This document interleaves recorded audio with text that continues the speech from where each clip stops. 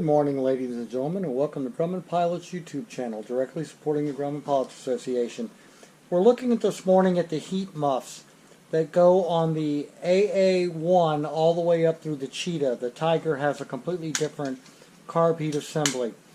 This is the part that goes on a piece of scat tubing to the carb heat, to the carburetor box.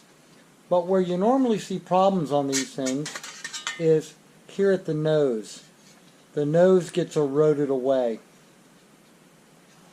Now this is a nose that's in fairly good shape with very little erosion.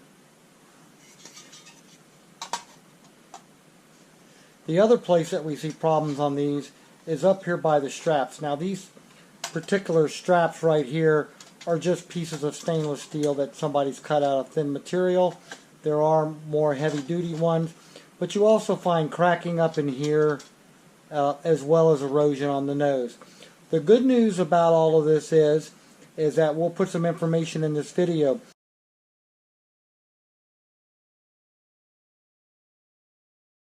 But if yours are in bad shape like this, you can send them to John Shardema at ExcelAir, and John has a guy who will do the stainless steel welding, and then he'll send you a completed, refurbished heat muff back, but you have to send him your old one for a core.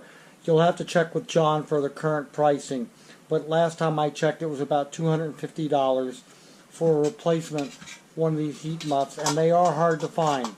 So we hope you found all this informative and useful. We hope your nose isn't eroded like that. Thanks for watching, and have a good day flying your Grumman.